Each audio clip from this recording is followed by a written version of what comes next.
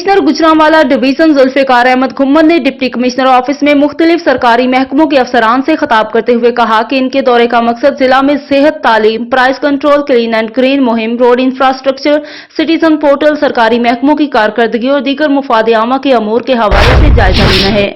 उन्होंने अफसरान को हिदायत की कि वो फील्ड वर्क्स और ओपन डोर पॉलिसी पर खुसूसी तवज्जो दें। इस सिलसिले में जीरो टॉलरेंस है और आला हुकाम की जानिब से मॉनिटरिंग का अमल भी जारी है।